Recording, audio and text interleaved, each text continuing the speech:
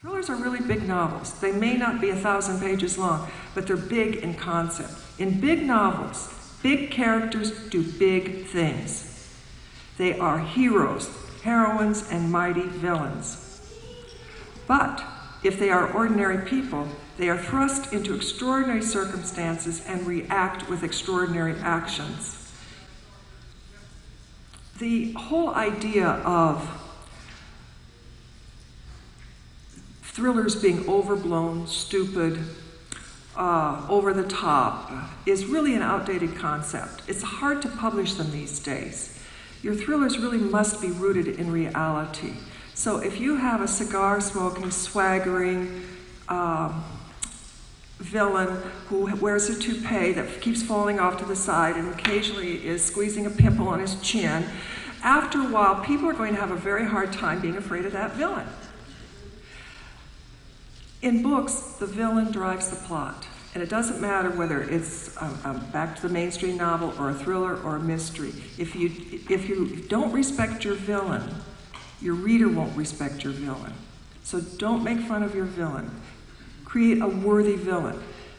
At the same time, create a worthy hero and heroine. I'm just going to stop saying heroine because I'm getting tired of that, so I'm just going to say hero, and you know I mean heroine too, okay?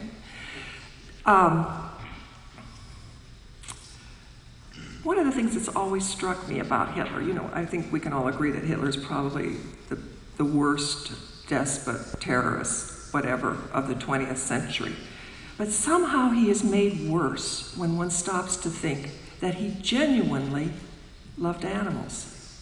That adds a layer of humanity to him that touches all of us, because we have things that we love in our lives too. Well, this man had something that he loved. He was not 100% evil. There was this tiny little spark.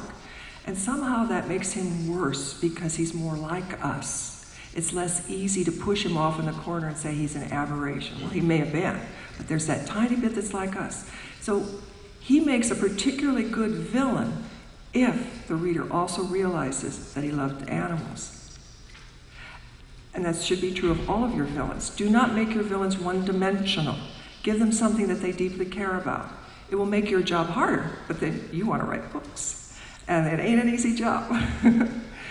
The same time with your hero must have weaknesses. Because if he doesn't or she doesn't, they're not fully human.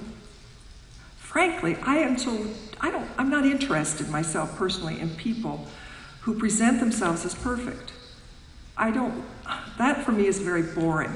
I want a certain level of complexity. I want the richness, the texture that comes from a full human being who makes mistakes, who has areas in which they don't want to talk about it, or they're uncomfortable about this, or they're worried about, they've got a big butt and that worries them a lot, or their mother hassled them for years, or they've got perhaps some child that they had to give up and they long to meet.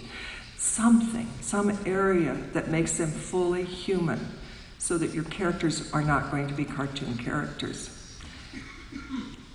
So when I say larger than life, I'm talking a lot about, in terms of heroes, people who pull themselves up by the bootstraps, who find that point of courage in themselves that makes them special, because for some people, just getting up in the morning is an act of courage. So you have to figure out who your character is, what kind of courage that they are capable of having that is beyond what they have right now, and challenge them. But you can't challenge them unless you have a worthy villain. And that's why this business of the either or, the villain, what the villain wants versus what the hero wants, the issue of larger than life characters, it all plays together. They all must interact. And it's all based on the idea that they are as fully human as possible, because that's what engages the reader. We all want to read about that because we want to learn about ourselves, for one thing.